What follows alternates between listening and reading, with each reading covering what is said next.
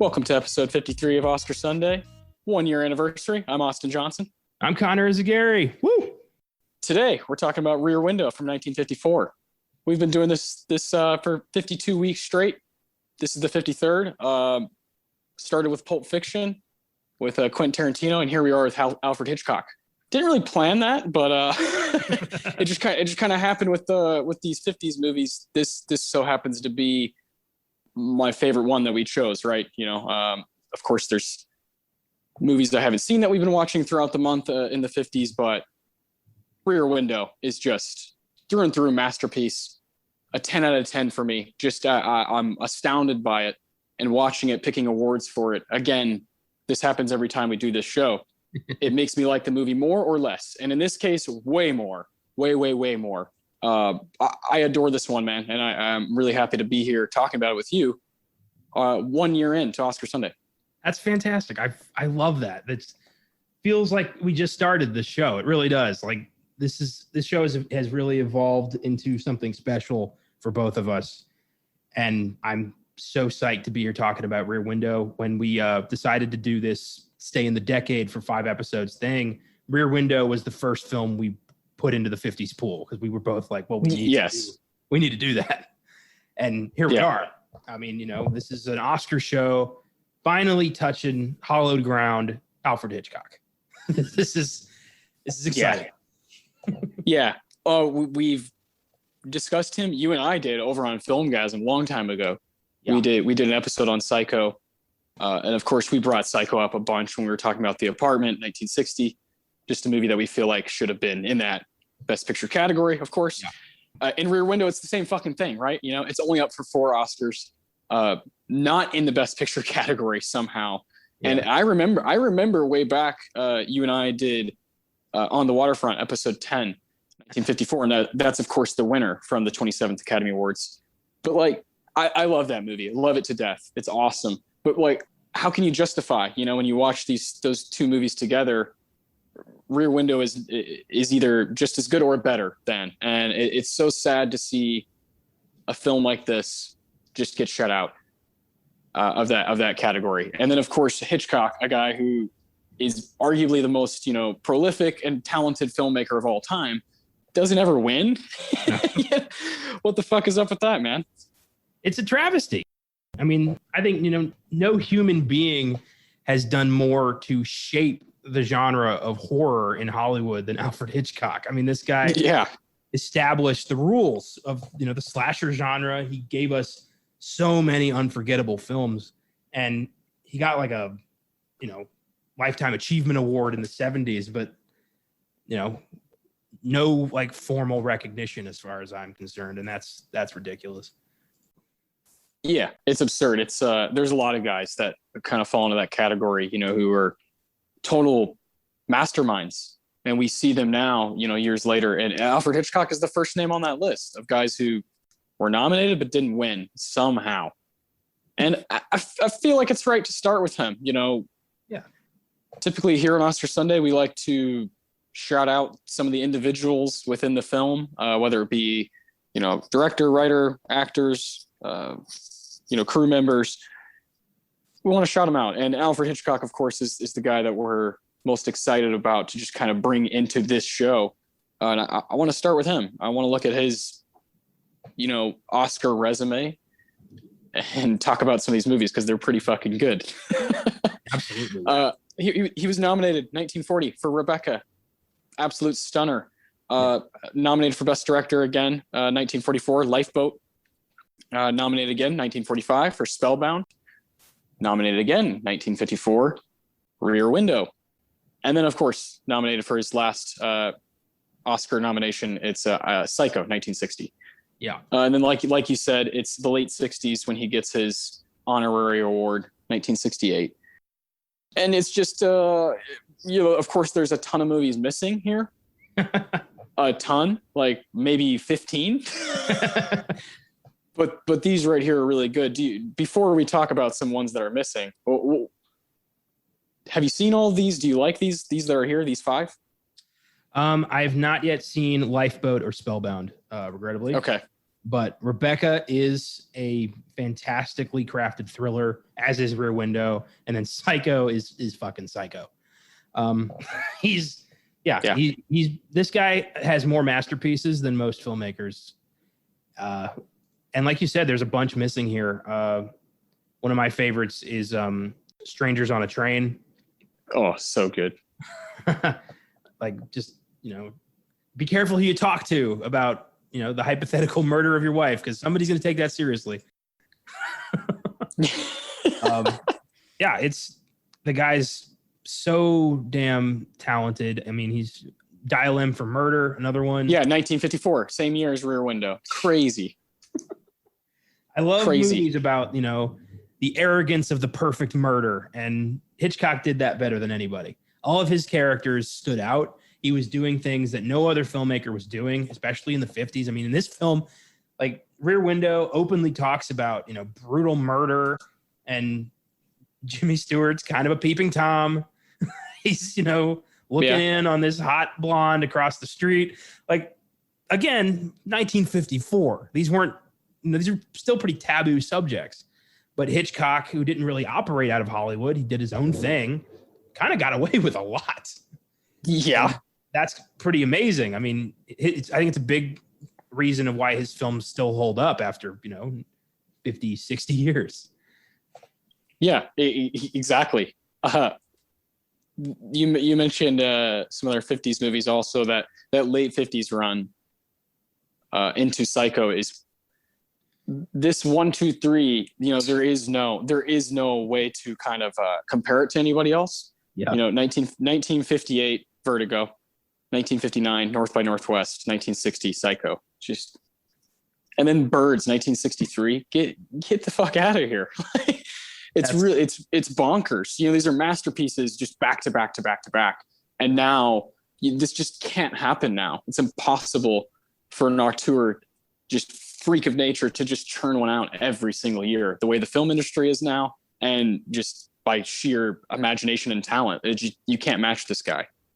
I love it. Just, I'm going to just rewrite the book on a suspense thriller with Vertigo and North by Northwest. It's they're both hits. Then he's like, I'm going to rewrite horror films, Psycho. And then he's like, you know what? I'm going to rewrite the disaster film, The Birds. Like, the dude is just like, I'm going to change the world every fucking time I stand behind a camera. It's really amazing. Yeah, truly. And we've mentioned these movies that are like kind of, later in his career. He goes back to the 20s, and I love one of my favorite things about my initial journey with the Criterion Channel when I signed up for it was this 1930s Hitchcock section that they had, this collection they had. And it was the man who knew too much, 39 Steps, Sabotage. Like, I watched all these movies and I was just blown away every time. It doesn't matter what you put on, you're going to be entertained. He's a filmmaker for film fans, people who just eat stuff up. There's so many I haven't seen, but I can vouch for everyone that I have seen.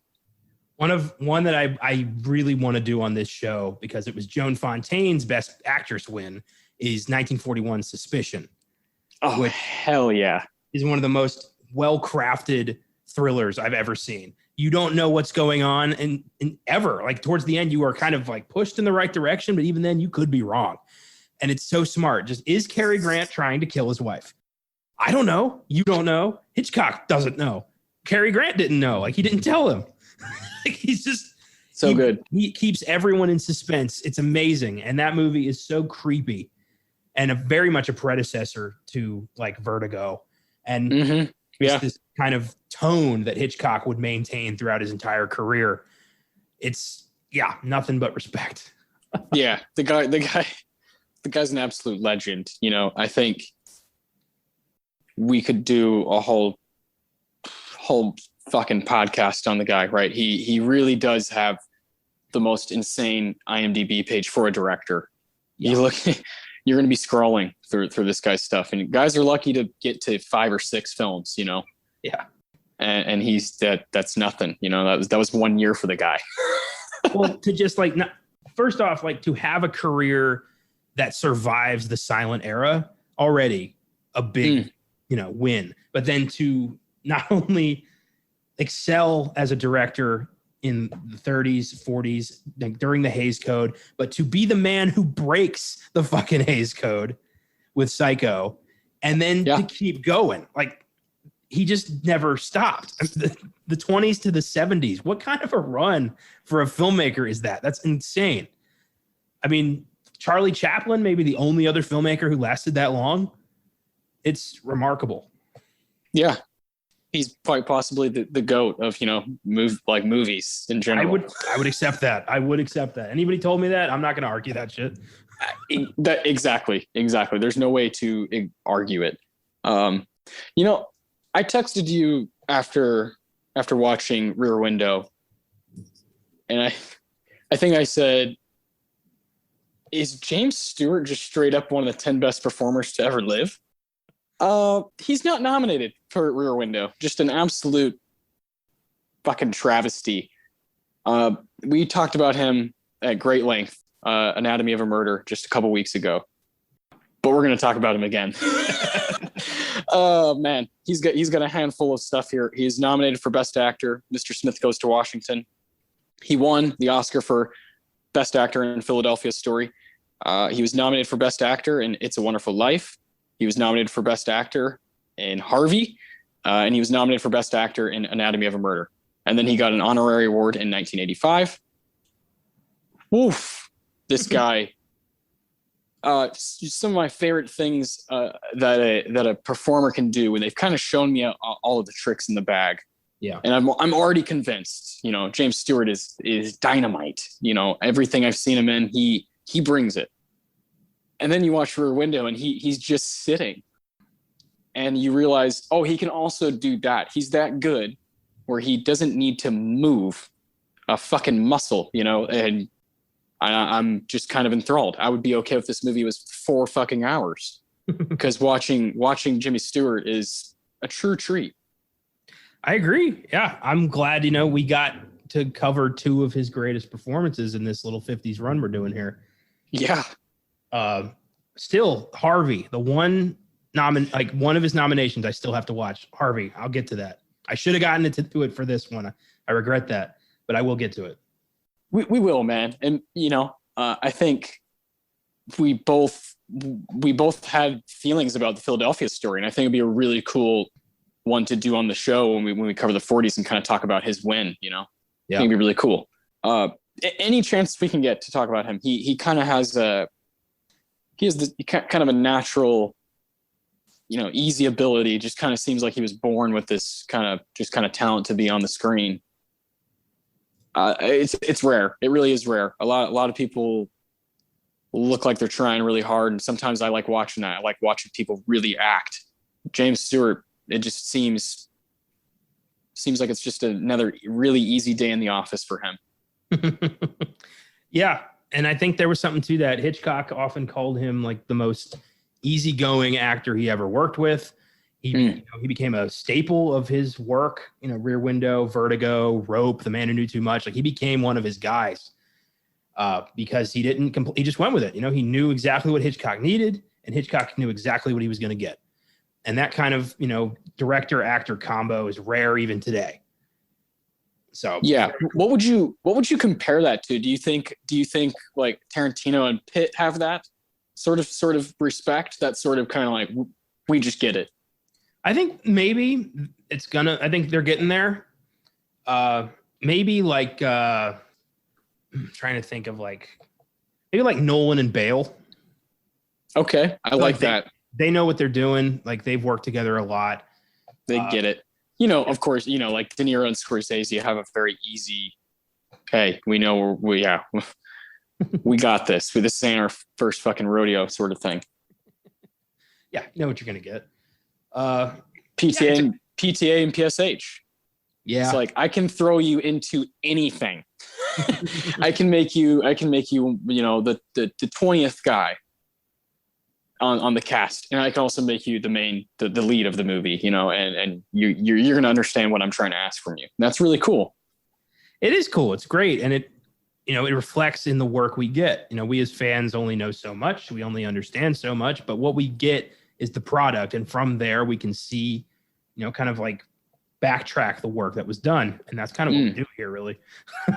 100%. That's kind of the DNA of Oscar Sunday, is always learning about the past and kind of seeing how it connects to now, how it connects to, because the, art is always going to kind of overlap itself, and it's not copy and paste. It's all kind of connecting to me, and I like finding the dots, how they meet each other, and that's really all we're doing here, and then just having fun watching movies, because big part of it. Yeah, that's a huge part of it. These next two movies we're going to talk about from Grace Kelly I haven't seen either of them.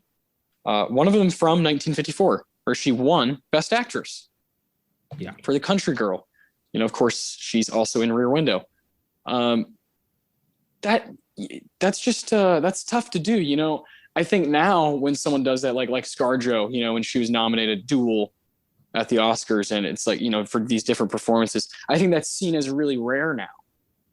But back then it seemed like someone like Grace Kelly was like, yeah, that's just another year. It was just knocking out 2 or 3 solid performances in one go. Well, this was the conveyor belt era of Hollywood, where auteurs 50s. were rare. Hitchcock was not, not every director worked like Hitchcock. A lot of them just kind of, made 3 movies on the back lot and called it a day. Hitchcock wanted every film to be a piece of his legacy, and he succeeded in that, as far as I'm concerned. So yeah, I can understand that. Yeah. And Grace Kelly was also nominated for Best Supporting Actress in Mogambo. Have you seen that? I have not. That's just a year before. She was kind of a queen of this era. Yeah, Grace Kelly was one of the most famous women on earth in the 50s. She, was known for being kind of a sex symbol. Left Hollywood to become a princess, which used to be weird. It seems to happen every day now. I have not seen The Country Girl, mostly because I'm very loyal to Judy Garland's performance in A Star Is Born, and I've yet to tackle The Country Girl because she defeated Judy Garland, and which is correct, considered to be a mistake these days. So I do have to tackle that film to see, like, was it a mistake? Yeah, and I'm sure I'll do that at some point. Yeah, my favorite thing Grace Kelly has done is Down for Murder. She's wonderful in that. That's definitely the thing I think of when I think about her. She's great in Rear Window. It is funny how there are times where she's just kind of like, what are we doing here? Like, I'm gorgeous, and you're just kind of being distracted. So what am I doing here? As much as I love her work with Hitchcock, for me, my favorite role of hers is High Noon. Very nice. Yeah, of course. A film we did not too long ago. Yeah, I forgot she was in that, and she was mesmerizing. She was, kind of not great in the beginning, but eventually understood what was going on. And I like her in that. I think she was a very talented actress. It's just so odd that she just, like, married a prince and it just left. Yeah, so bizarre. So strange. That would be such a massive, massive story if it happened like right now. It did, and it was. Yeah. In 2021.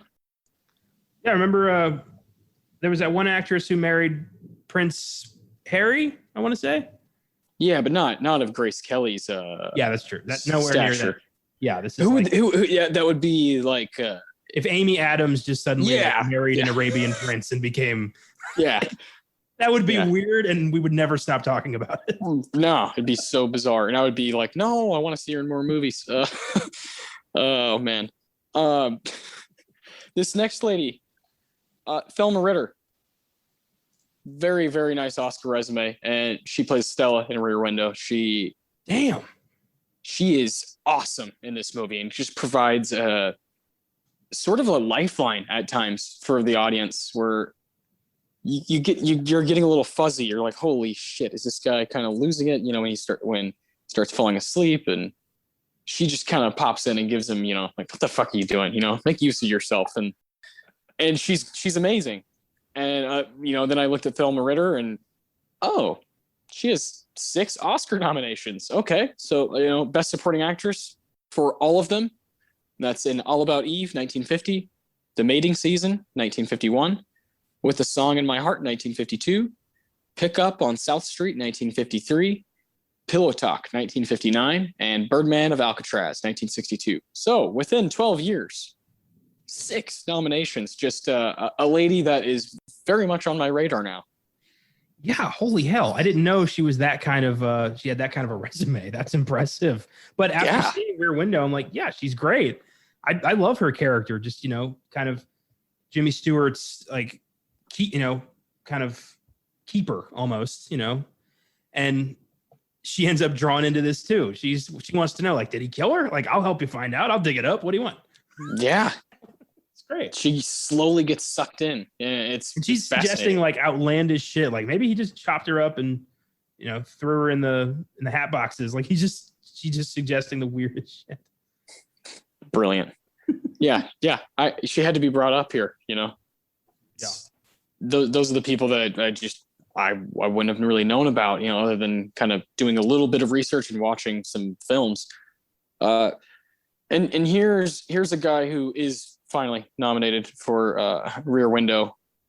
Hitchcock was, but here's the screenplay, which is obviously masterful. Written by John Michael Hayes. He was nominated for 1954 Rear Window and 1957 Peyton Place. Peyton Place, a movie that you and I have like tried to find at times, just kind of doing some side work trying to find movies, and I remember that being one that was difficult. I do too. What movie was that for? I remember I don't know. I remember 12 Angry Men. 12 Angry Men. That's what it was. Yeah. 1957. Yeah. I remember that. Yeah, that was when we had like a little bit of a let's change this up. I remember that.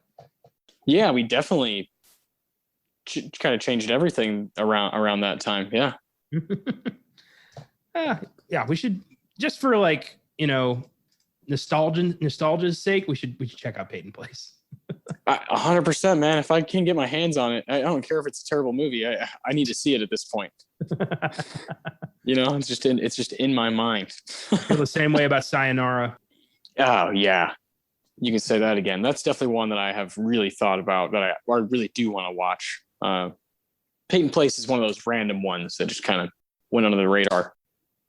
Yes, indeed. And I'm looking at this guy, John Michael Hayes. He worked for Hitchcock quite a lot. He wrote a lot of Hitchcock. Yeah, adapted a ton of stuff. And I mean, when you see a guy who works with Hitchcock over and over and is obviously a contributor to a lot of these movies, he must be an important piece to kind of the whole Hitchcock, the kind of amazement we have with his work. He's a big part of it. Yeah, of course. He got a lot of his screenplays are uncredited, which I think is odd. Yeah, I noticed that as well. I actually noticed that Michael Hayes, and also Franz Waxman, the composer. Yeah.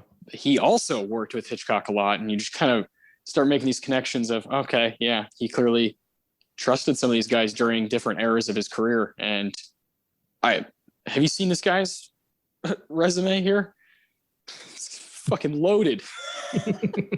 He's got 1, 2, 3, 4, 5, 6, 7, 8, 9, 10 nominations. and two wins. So yeah, we'll start with 1938, The Young and Heart, nominated for Best Original Score. The Young and Heart also up for Best Music Scoring. What does that mean? Those are 2 different categories?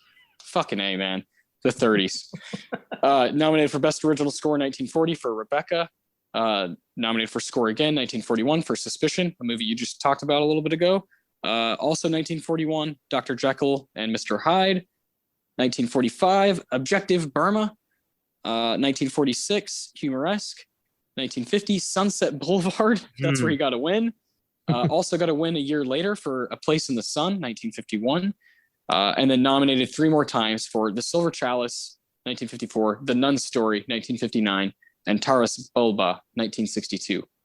Crazy. Best music score, substantially original.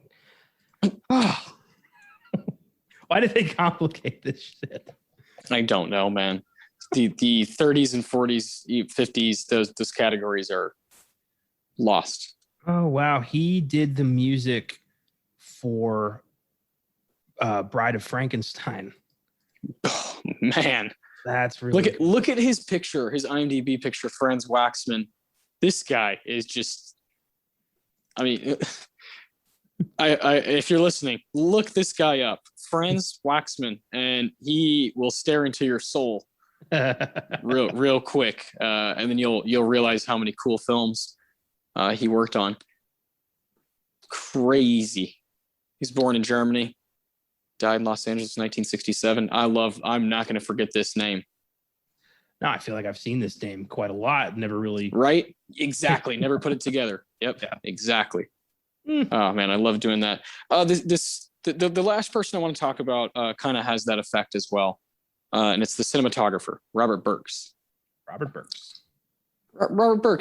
Cinematography is something we bring up a lot on this show. I feel like it's kind of has become a constant where we've kind of gotten to know some of these guys and taken the category just as seriously as the others, because that's where you and I kind of feel like it should be. It should be like one of the top tier categories at the Oscars. Yeah, I feel like not a lot of people really know what the hell cinematography means, and I'd like to change that.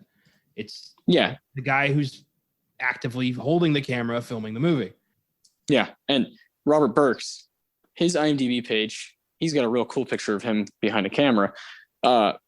It says the favorite cinematographer of legendary director Alfred Hitchcock began working at Warner Brothers when he was 19 years old. That's a nice sentence to have at the beginning of your IMDb page. Born in California, died in 1968 at just 58 years old.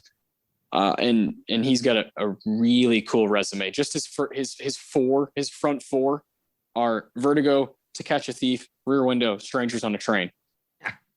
Heavens almighty.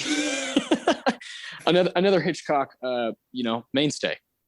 I find it interesting that despite being a mainstay of Hitchcock's, he didn't do Psycho. No. Oh no. Like literally everyone fucking abandoned him for Psycho. And he said, I'm going to go ahead and make maybe the most popular movie of his entire career. I wonder, but he did come back for The Birds, so it's not like they lost touch. Yeah. He just said, like, I'm out for this one. Insane, man. Robert Burks, 4 nominations, 1 win. He's nominated for Strangers on a Train, 1951. Rear Window, 1954. Got the win for To Catch a Thief, 1955. And then was nominated for his last time for A Patch of Blue, 1965. Awesome stuff. And Rear Window is a clinic. It's a total clinic from Burks and Hitchcock. Just not a lot of people who could even fathom trying to do this movie, trying to make this work. But they knock it straight out of the park. One of my favorite paranoia movies, one of my favorite spy movies, one of my favorite, just kind of whodunit movies, all those genres, those subgenres, it's at the very top. Well, it is essentially like a film that takes place in one room. I mean, we're just watching Jimmy Stewart watch his neighbors. And somehow, through the cinematography, through the writing, this turns into one of the most suspenseful, like, creepiest movies. Like, there's moments in this film downright scary. Oof. It's no kidding. It's impressive. It's a film that has been remade in everything but name only so many times. Yeah. Like, 98's Rear Window with Christopher Reeve, Disturbia, recently The Woman in the Window. Never been done right any other time. I mean, they've come close, but this is, you're going to remake Rear Window, you better come back with something. And not even, you just have no shot. You have no shot at doing this. And you have no shot at casting someone as ridiculously creepy as Raymond Burr playing Lars Thorwald. You're unbelievable stuff from him. Just the presence, the sheer presence is frightening as it can be. I think movies that pay homage to Rear Window have a lot better chance at surviving than movies that copy it. Yes. Those films will not last, you can't do it. You can't do it. It looks so good for being almost 70 years old. It looks beautiful. It's a breathtaking movie, and it delivers on all accounts of entertainment. But it's gorgeous for the time it was in, and really saying that means nothing. It has that same kind of Alien effect where it doesn't matter if it came out yesterday or today or 1979 or 1954. It just works all the time. It's timeless. It's because it, along with pretty much every other film in Hitchcock's career, he cared about it like it was going to be his masterpiece. He treated every film like, this is the film I'm going to be remembered for. And that's why he's remembered for literally everything he did. It's awesome. And I love that Hitchcock cast Raymond Burr specifically because he looked a lot like Hollywood producer David O. Selznick, who Hitchcock hated with a passion because he interfered with his past projects. So now he got to kind of, in his own cathartic way, have Selznick arrested. It's petty, but we got Raymond Burr out of it, so I'll take it. Yeah, I love it. Yeah, I think it's great. I think that's an awesome little tidbit of information that just kind of adds to the film. Little extra layer that you didn't even ask for. I love it. So good, man. I do, I want to talk about the 27th Academy Awards a little bit before we do our awards. But yeah, these individuals, this is one of my favorite things that I do the whole week is talking about these people and hearing your thoughts about them and just kind of giving them each a shout out. This is these people that come together for this project, this hour and 52-minute masterpiece. That's why it is what it is, and I think you got to shout out the team. Yeah. And this movie is kind of hitting on all cylinders. So yeah, no wonder we had a director, writer, a composer, cinematographer, and 3 performers we talked about. So yeah, I mean, it kind of has all stars everywhere. Yeah, Hitchcock knew exactly who to work with. He built, his kind of A team over 7-decade career. Yeah, just kind of did his own thing, did what he wanted. He didn't like when producers interfered because he frankly did know better. And yeah, here we go. We got Hitchcock. We got his legacy to look back on. He's a filmmaker I'll probably never be done watching. No. A lot of his films probably are very tough to get. I know that Rear Window was part of a group that was, vanished for 30 years in the 20th century. Yeah. What the hell, man? Yeah. You mentioned that before, earlier today. You mentioned that to me. I didn't know that, it just kind of blew my mind. It's crazy. Just, Hitchcock bought the rights back to several of his films: Rear Window, Vertigo, Rope, The Man Who Knew Too Much from 56, and The Trouble with Harry, and just locked them away. Just was like, they're mine. And then when he died, his daughter released them in the 80s, and now we can watch these movies again. But there was a good 30 years where these films just were not available to the public in any way. God, what a damn shame. I know, it's insane. And now, like, I've got Rear Window on Blu-ray. That's knowing that and looking at my Blu-ray, I'm like, fuck, you feel grateful. Oh, extremely, right? Yeah, this is definitely one of the films that I really believe kind of separates the men from the boys. It's a one that you got to see. You got to see. If you love this stuff, you got to see it. And that's all a part of it. That kind of history, that 30-year absence in being a part of film fans' lives. Think about someone who was born in 1965, and then all of a sudden when they're 20, they're like, oh shit, this movie that I heard was, gone, that people are raving about. Oh, Rear Window. Now I finally get to see it. That would be such a weird, strange thing to go through. So yes, I feel very grateful to just be able to go buy it at fucking Target. That's crazy. Yeah, I mean, imagine, you're, like you said, you're born in 65, you grow up with Hitchcock's films, you're a huge fan, and then you find out that there's 5 that you've never seen before. Game over. Now out and available and, playing at your local Cineplex. You're going to lose your shit. I mean, that's Avengers Endgame for some guy in 1984 who's Hitchcock's biggest fan. That's beautiful. Yeah. Exactly. Yeah. It's so cool. Yeah, I had to bring that strange bit of information that not a lot of movies, have as a part of their history. And Rear Window here at the 27th Academy Awards, it's just one of those classic, you missed out. You missed out. Just 4 nominations, but worth so much more. On the Waterfront got, 10? Something crazy. I think it's 12 nominations, 8 wins. Great movie. I love it. But if that gets that, then what is Rear Window worth? Much more than 4 nominations and no wins. Yeah, it's that's a tough combo right there. I don't know who am I to say which is better, On the Waterfront or Rear Window? I like Rear Window better, but On the Waterfront is amazing. They're both like 10s to me. They're both just kind of perfect films. But I prefer watching Rear Window on any given day. It's totally up my alley. Hitchcock versus Kazan, Stewart versus Brando. I don't even know where to go with that, but I'm probably in the same boat as you. I think Rear Window is just a more fun movie to watch. Yeah. Well, The Waterfront's tough. I mean, both movies are tough, but yeah, Rear Window has some really funny shit in it, like really good, funny banter. There's some levity, but On the Waterfront is a film that has kind of become synonymous with like 50s film culture. And yeah, for sure, has to a point as well. But I feel like there's this little Hitchcock bubble that just his own films kind of exist in. And any decade you want to talk about good films, like someone just reaches in the Hitchcock pile and is like, well, what about this? And he's got that going for him for most of the 20th century. Yeah, that's true. That is true. That's so good. Well, I think you and I, they're not just On the Waterfront. We've seen some other movies from this year. We'll start with best sound recording. Yeah, best sound recording. Yeah, take it away, man.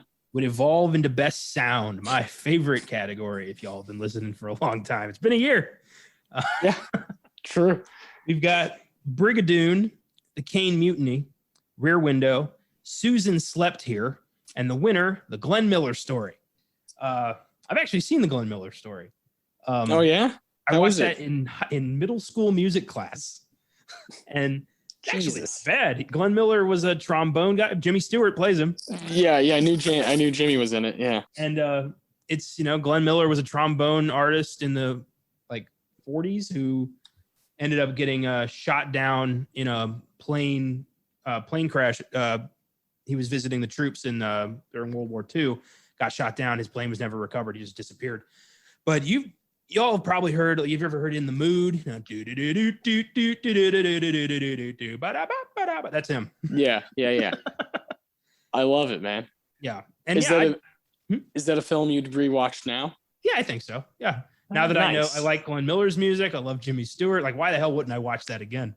There you go. Yeah. All you need is Jimmy. The Caine Mutiny, though. Caine Mutiny.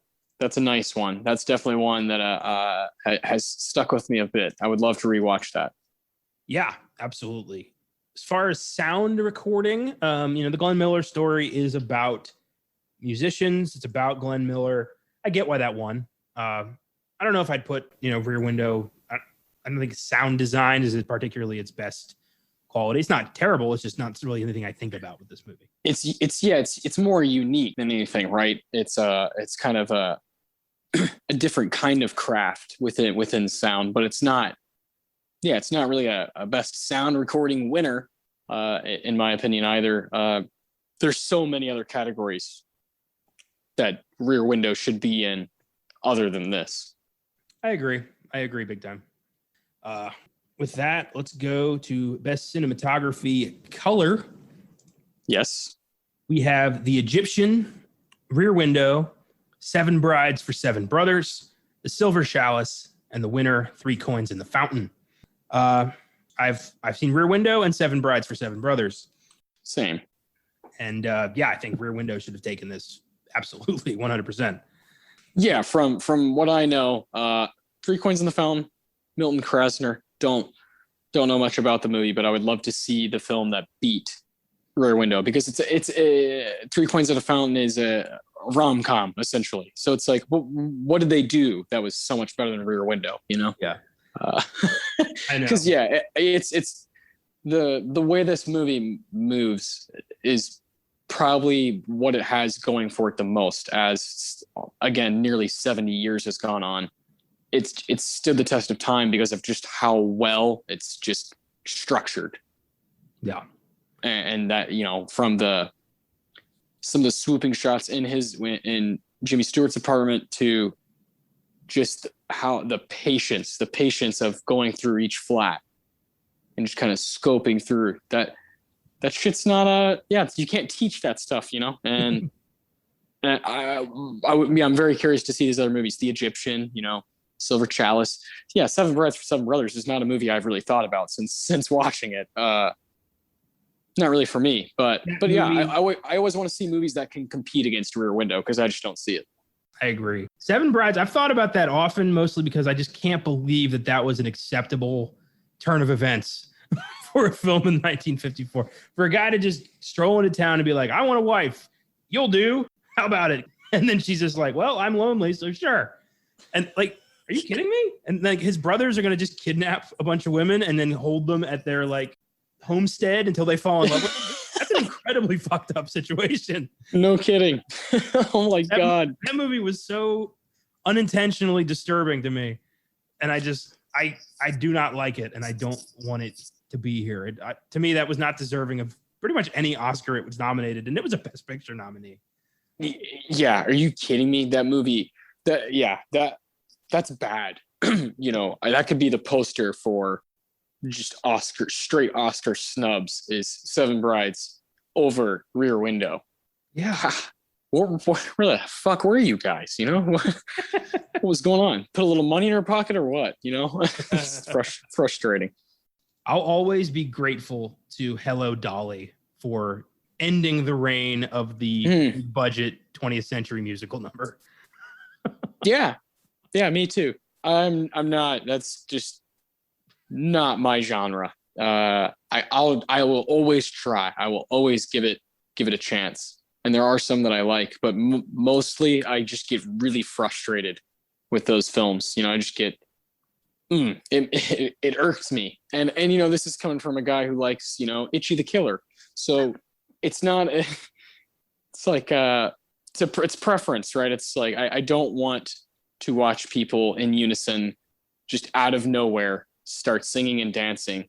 You know, here on Oscar Sunday, it's a, to some people, a silly opinion, but I don't give a shit. Like West Side Story sucks, you know? That shit sucks. I don't like that kind of filmmaking. I think we have just created the first ever podcast in history that mentioned Itchy the Killer, Seven Brides for Seven Brothers, and shit on West Side Story all at the same time. Good. You know, damn, that's good. I'm happy with that, you know. Totally fine with that. Yeah, it's Seven Brides. Yeah, a total, you know, total misfire to put that in Best Picture and not Rear Window. Just kind of silly. Best Screenplay, which would evolve into Best Adapted Screenplay. Best Story and Screenplay would be Best Original Screenplay. It feels like they could have made that a little clearer in the early days of the Oscars. That makes sense to me. That took a while. So stupid. Best Screenplay. We have The Caine Mutiny, Rear Window, Sabrina, Seven Brides for Seven Brothers, and the winner, The Country Girl. I've got to see this movie to beat out Rear Window and The Caine Mutiny. And I've heard Sabrina is really good for screenplay. This has got to be some movie. Yeah. Bing Crosby, Grace Kelly, William Holden. We need to see this movie. I think it is another one that has kind of amongst film culture kind of stood the test of time. Still a decent movie, you know. So I think that's one we both have our eyes on. That's one of the best parts of this show is finding new movies to watch. Damn straight. I think Rear Window's screenplay is pretty damn perfect. Yeah. It's a diamond. Yeah, hard to argue with that. I like to read the story. It Had to Be Murder by Cornell Woolrich, the story this film's based on. like to read that. Yeah, that's it seems to be a proper short story, but Hitchcock is a guy who likes to, stretch things and do what he has to do creatively to kind of give it an extra juice. And usually those decisions are right. That's so tough to do when you're constantly adapting stuff over and over. Ask Stephen King. Well, yeah, Hitchcock loved to take short stories, turn them into masterpieces. He did the same thing with The Birds. Yeah. Psycho was a novel. I love that he would go out and buy all the copies of Psycho he could get a hold of so the audience would be surprised. He was like, I don't want anyone knowing the end of that movie. Dedication. Hell yeah. Best director. Let's do it. George Seaton for The Country Girl. William A. Wellman for The High and the Mighty. Alfred Hitchcock for Rear Window. Billy Wilder for Sabrina. And the winner, Elia Kazan for On the Waterfront. There's Billy Wilder again. Every goddamn week, if we're in the 50s or the 40s, or he's gonna be here. Yeah, and Elia Kazan's a guy that's obviously popped up before, and of course we did On the Waterfront. Yeah. Okay, so you and I have seen Rear Window and On the Waterfront. Yes. Correct. So take out the other three; they probably don't have a shot anyway. Who wins that for you between those two? Oh, fuck. Putting me in the hot seat. Oh, Kazan versus Hitchcock. Yeah. Straight, but it's On the Waterfront versus Rear Window. Yeah. Not careers, because obviously Hitchcock, no doubt. just because the way it shaped Brando's career and really was something that stood out, I got to give it to Kazan. That's fair. Yeah, that's On the Waterfront's unlike anything that came out in the 50s. It really changed the game, and you know how much I love game changers. And yeah, hard to argue with that win. I like that win. Yeah, I'm cool with the win. If I had to vote, I would give it to Hitchcock. I think. I think this is just not many people could be in the chair and do Rear Window properly. I think a lot of other guys, this movie just nobody would know what it is. I feel like, and I might be wrong about this, but I feel like back when we did On the Waterfront, I think we were flipped. I think I was Hitchcock winning it and you were Kazan winning it. I think there's some evolution going on there. I love that. It is a toss up. Yeah. Either way is okay. I'll be able to sleep at night. Kazan on the Waterfront has a few sort of set pieces that are purely iconic, and I understand for that reason you kind of like it being a game changer, being kind of this, oh, okay, that's the standard now. Okay. 12 nominations, 8 wins. It is a cool ass movie. I really do love it. I think I do have it at 5 stars on Letterboxd, just like Rear Window. I really do. It's awesome to have 2 movies that good in one year. I'll say that. It is nice, especially Star is Born. That should be here. A Star is Born and Rear Window should have 2 of those Best Picture slots. They really should. What a shame. Yeah, truly a shame. The Best Picture is On the Waterfront, of course, winning. Cane Mutiny, Country Girl, 7 Brides for Seven Brothers, and 3 Coins in the Fountain. So, yeah, just crazy that Rear Window's not there. And A Star is Born, for sure, I would swap 7 Brides out for A Star is Born. There's also a movie, foreign film that won an Oscar here at this show. It's Gate of Hell, won Best Costume Design. Gate of Hell it's from 1953, but of course it's foreign, so it didn't compete till later. Gate of Hell is way better than 7 Brides for Seven Brothers. Way better. So I'm sure 20,000 Leagues Under the Sea. I'm sure there's a bunch of movies that are deserving of those spots over, but Rear Window is one that should have one and should be kind of cemented. You can't take it away from being a top 5 film from that year. You can't. It's, when it's kind of listed among Hitchcock's greats, if you can even do that. Rear Window is always in that top 5, if not for sure, 10, if not the top 3. It's a masterpiece. Jimmy Stewart, another guy, it's ranked among his best as well.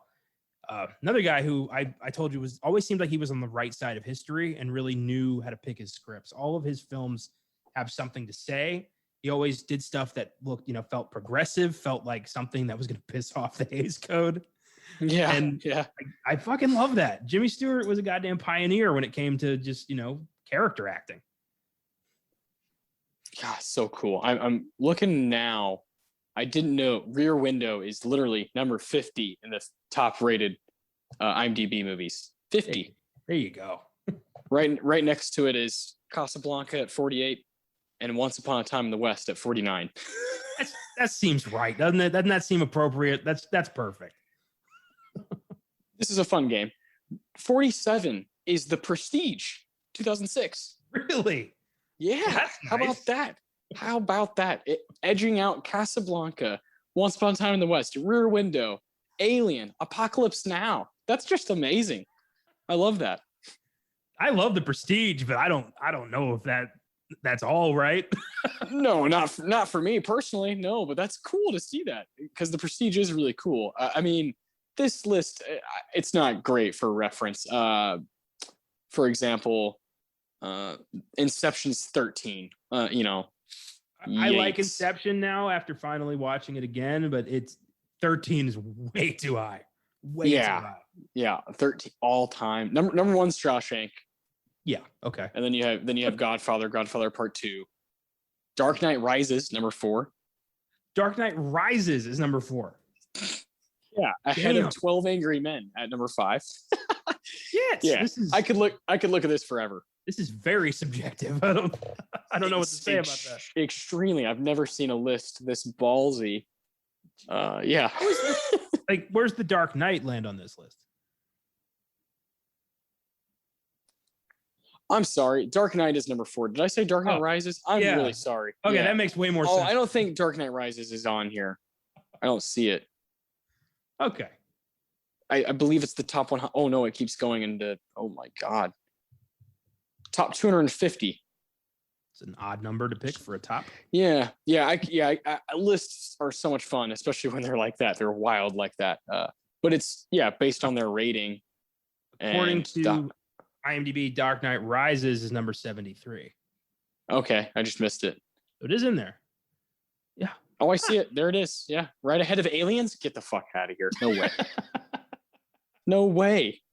Aliens is just pure genius. I can't say that Dark Knight Rises touches it.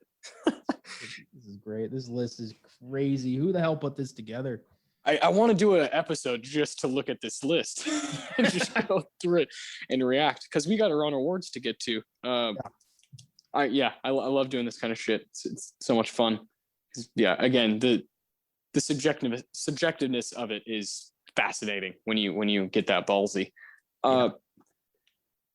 Did you have a hard time here these awards? Because this is kind of a seamless project that just kind of just goes in one year out the other. Bang, beautiful movie, and it just kind of happens. I had a real difficult time myself. Yeah, this took quite some doing. I like when we get a film that is difficult to put together here with the awards, because it always feels more rewarding. Always feels like we both have something to actually say, and we're not just kind of giving out participation trophies, which does happen. It can happen. Thankfully, not this time. No, not at all. We got the Tarantino for best line or best quote. We got the Ennio Morricone for best music moment. We got the Philip Seymour Hoffman for best performance of the movie. And we got the Roger Deakins for best scene or best moment, however you see it, of the film. So I'll let you take it away with your Quentin Tarantino award. This was tough. There's a lot of quips, a lot of fast, witty dialogue between Stewart and Kelly. But there was one line that was just like, how the hell did that get cleared in a Hollywood picture in 1954? Because I was just like, this is something you'd expect in, like a 1970s slasher film. And it was Jimmy Stewart's kind of contemplating about the case. And he goes, that'd be a terrible job. Just how would you start to cut up a human body? Like, fuck, Jeff. Jeffy, yo. And they're all just like, Jesus, why are you thinking like that? And he's like, well, just think about it. it's so grisly. And starts this conversation of like, well, I put it in pieces. Like they just start talking about like, how would I do it? And that's not something you saw in the 50s. No, and that's something clearly you and I have a fascination with, you know, kind of the more modern guys, you know, kind of like the Coens and Tarantino's, the guys who mix that humor with just uber dark stuff. Yeah. Where it's just a guy just kind of, well, how would I do it if I had to murder? and that's really funny on the big screen, especially when you have a superstar like Stewart. That's a great pick. Thank you very much. Love it. I picked a bit. Usually I pick one kind of like one line from one character, but there was just kind of an exchange between Jeff and Stella that just blew me away and is one of my favorite things in movies. And I'll explain after, but they're just talking, you know, Stella, that's Thelma Ritter's character. She's just going there and taking care of him and whatnot, you know, helping him out, trying to anyway. And there's a bit where Stella says, we've become a race of peeping Toms. What people ought to do is get outside their own house and look in for a change. Yes, sir. How's that for a bit of homespun philosophy? Jeff says, Reader's Digest, April 1939. Stella says, well, I only quote from the best. Man, that is the best. I love when someone calls someone out on a reference in a movie, because obviously I love referencing movies. And so when there's a kind of a double reference within, it's really entertaining for me. And it's something that I wonder, what if I looked up Reader's Digest? You know, could I find? I love shit like that. It just makes my mind start spiraling out of control while at the same time being blown away by the movie. And that's something Hitchcock does over and over for me, is he sets my mind, he takes me away, you know. And then this screenplay by John Michael Hayes is a brilliant pairing. Some the kind of, like you said, it's really quick and moves with kind of like a striking force, but it's funny. And that combination with the tone that we're given already is something to behold. And again, a pillar of why this movie has stood the test of time. Straight up. Yeah, there's a number of great like back and forths you could do for this award. One of my favorites I almost wrote down was when Stella says, nothing has caused the human race so much trouble as intelligence. Yes, I love that line. God, so good. Or when Lisa says, I wish I were creative, and Jeff goes, you are. You're great at creating difficult situations. The balls to I don't know. I don't know if I'd be able to talk back to Grace Kelly. No, God, no. And I also love performer who doesn't have any like award recognition, but Wendell Corey, he plays Thomas Doyle, the detective. And there's some stuff when he comes in and he's just kind of fucking disrespectful, but it's underlying, you know, all of it's just these kind of like little jabs. It's fucking brilliant stuff, really funny and dark and just kind of cynical. Anything else I can do for you? Well, you could get me a good detective. Yeah. Oh, I love that. Do you feel like they've had that exchange 50 times? Yeah. And you know, if my best buddy was a cop, I'd break his balls all the time. Yeah. Like, that's just what you do. So good. Oh man, I love it. Love it. There's plenty to choose from for Tarantino, but the other awards are the same way. The Ennio Morricone. What do you got? I just had to go with my gut. There's not a lot of musical moments in this film, so pickings were slim, but what we do get is good. And I went with the opening credits just because it's like Waxman had this jazzy, kind of bubbly, unpredictable score that really set you up for a whodunit that's really going to keep you in suspense the entire time. The first time you watch this film, you're fucking glued to everything. You're like trying to figure out, like, did he really kill his wife, or is Jeff just losing it from being stuck in the chair for too long? And then the second time, you know he did kill his wife, so you're like looking for the little clues. You're trying to piece it together yourself. It's a great film that always keeps you invested, and the music is, you know, where you start with that. Yeah, always. Yeah, a lot of these great movies that we do, a huge part of the icon part of it is the theme of it. The what you think of when you think of Rear Window. Yeah. Is that that initial music and that the binoculars, you just they're the little things that you notice about it. That's perfect. You can't go wrong there. Yeah, God, Franz Waxman just absolutely lights out at times. Working with a little, but doing big things with it. I chose something a little different than his work, than Waxman's work in the film. I chose the song Mona Lisa, which is a song written by Ray Evans and Jay Livingston, but made famous by Nat King Cole, 1950. And this is when the neighbors across the way, the pianist guy, is having that big party, and all the people are singing. And honestly, I felt like it was necessary for the movie. This time around, I think it's a necessary part. I think everything is intentional. And I think seeing this group of people, because we're constantly isolated with individual and kind of watching one. When we finally see a group of people, there's a bit of an outlet, a bit of a lifeline of, hey, this movie's going to end at some point and life will get back to normal. Because it really does that to you. Really, like you said, especially that first time when you don't know. And that second time when you do know, you're like, I need help. I'm fucking drowning, And I feel like directors know that. I feel like obviously Hitchcock knows that. I think this scene being put in this movie of this big group of people singing, yeah, I felt like it was really necessary.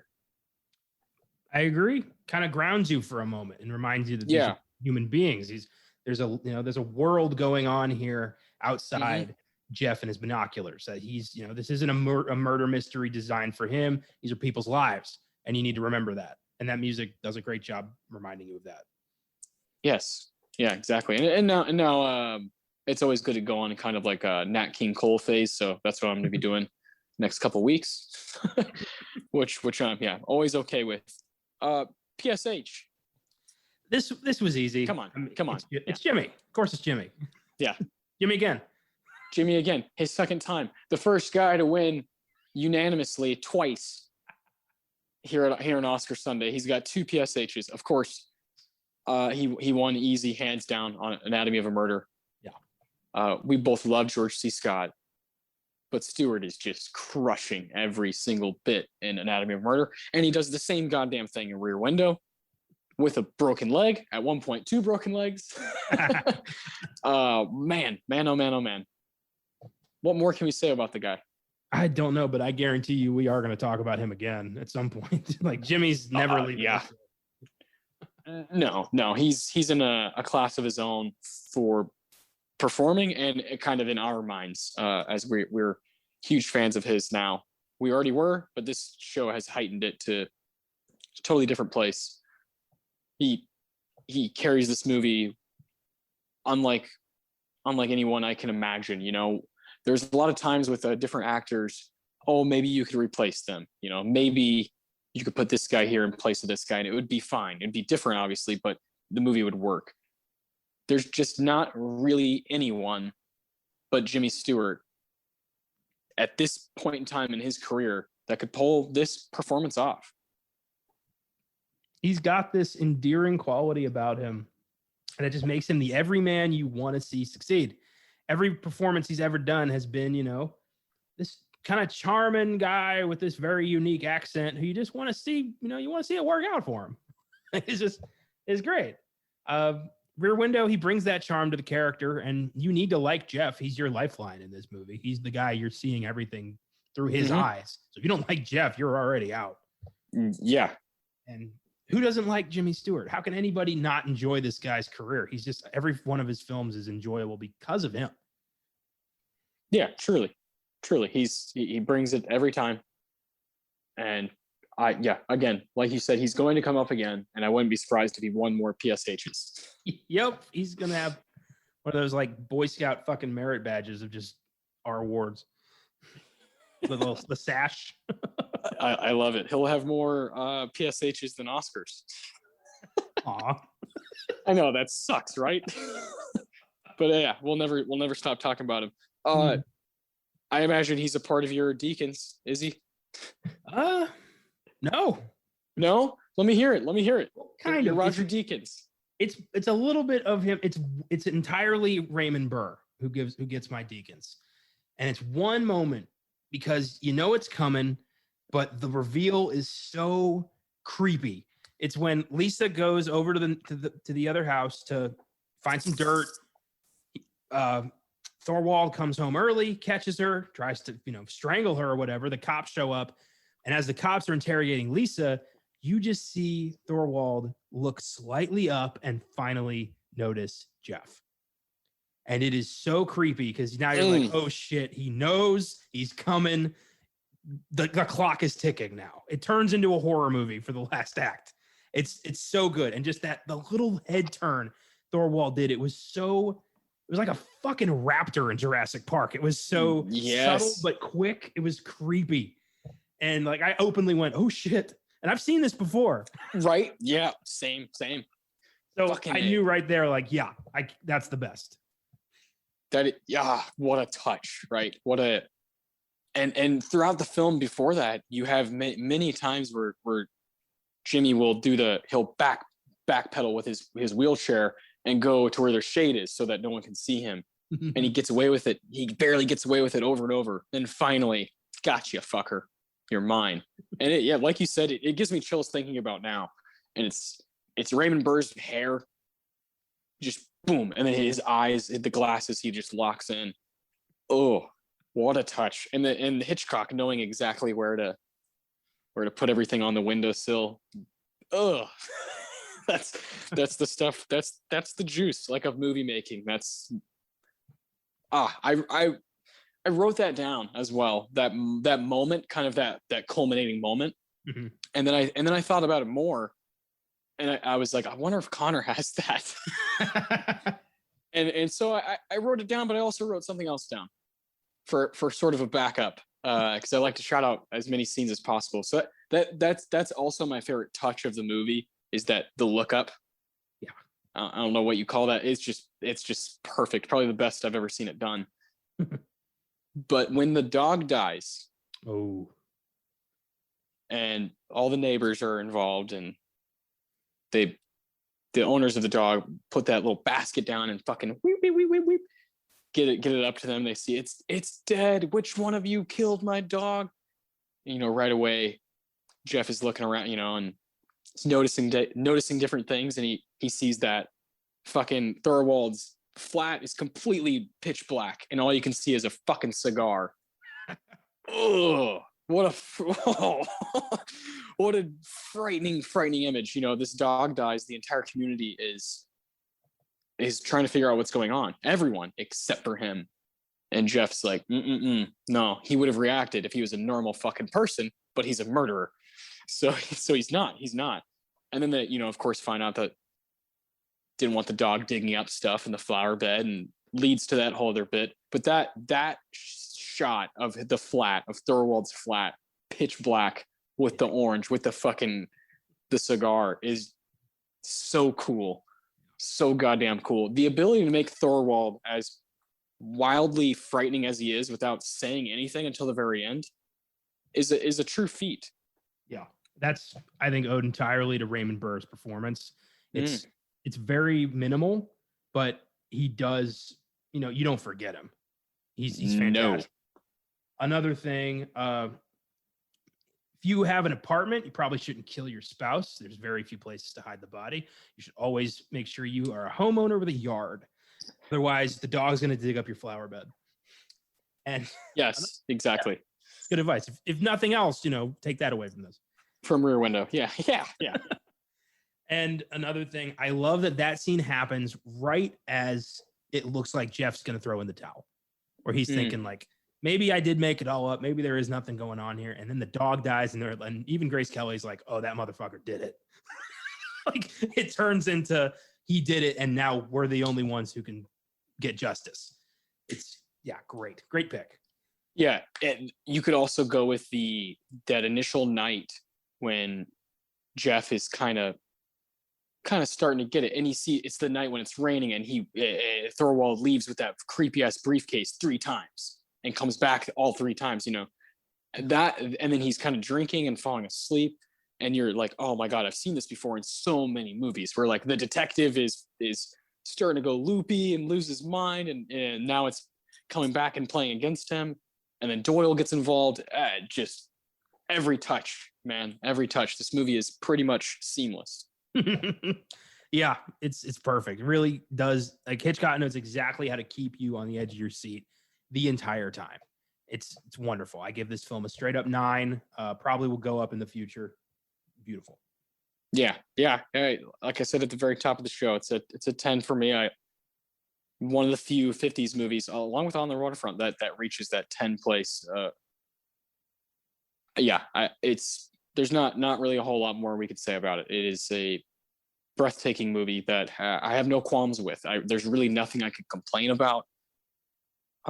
Every part of the mystery, all of the way that stuff is delivered, and then at the end, I mean, the end scene is so cool when he's fucking flashing at him, and then you have the red light effect. So cool. The fuck, movies can't properly take the patience to do that. It feels like, throughout the history of time, Hitchcock had it. Yes, he did. He had it so good that every filmmaker since has copied at least one thing from him. He's the guy who wrote the fucking book. He's the template, and that's fantastic. Yeah, we didn't even mention his earlier. We didn't mention his TV show, Alfred Hitchcock Presents. Yeah, which is just breathtaking. Well, that was really I had seen a couple of his movies, but then I watched that. I think it's on Hulu maybe, and after that, then I was like, oh my God, if this guy's doing this, then I got to really see his movies. And that was 6-7 years ago, right? And then ever since then, I've just become a huge fan of his movies. Yeah, good stuff. I love it, man. We're in cool territory here. I think this is very much in the same realm as Anatomy of a Murder. Yeah, where we're revisiting something we already love, and now we love it just a little bit more. Next week, totally different. We're going to a place we've never been, movie neither of us have seen, and I love doing that. That's one of my favorite things about the show is the ability to praise movies that are kind of critically acclaimed, that we also agree with that, and then watch movies that we just straight up need to knock off our list. And so, of course, being in the 50s, that's where we're staying for 2 more episodes. Episode 54, The Defiant Ones, 1958. I cannot wait for this, man. Yeah, this is going to be cool. The Defiant Ones and then our pick for the Best Picture Showdown are the 2 films of this bunch I've not yet seen, so I've been looking forward to this big time. Same. Defiant Ones, films about race made in the 50s are always fascinating to see what angle they take, to see if they're respectful or just fucking horrendous. Yeah. And I haven't really researched this one yet, so I don't know where this is going to lean. I'm excited to see Sidney Poitier again, and just dig into this kind of cold. This is going to be fun. Yeah, that's definitely the goal before we get to that Best Picture Showdown, because it's obviously we've been doing some legwork watching the other films from the Best Picture category from that year. Yeah. So we've been watching those constantly on our own time, kind of letting each other. I believe you let me borrow a couple of them. So yeah, we're just kind of going with it with those. And the Defiant Ones feels like something that I just kind of throw a wrench in it, which I love. I love doing that. I love having something. And Stanley Kramer, a guy that we have brought up many times before. So yeah, it's gonna be cool. Stanley Kramer, Tony Curtis, Sidney Poitier. These people will be heavily talked about next week, and whatever else happens, because like I said, we have not experienced it yet. Straight up, cannot wait. On the Filmgazm podcast this Wednesday, Josh and I are covering Sleepaway Camp, 80s slasher classic. And then on Monday's sneak preview, we will be doing The Conjuring, The Devil Made Me Do It. So good week all around. Very, very good stuff coming. Yeah. Thank you very much for listening to this Filmgazm production. We always have a blast. 1 year, here's to another one. Fuck yeah. Hell yeah, not going to stop. See you next Wednesday. Nope, Sunday. I gotta stop doing that. We'll see you every day this week. Yeah, we'll see you.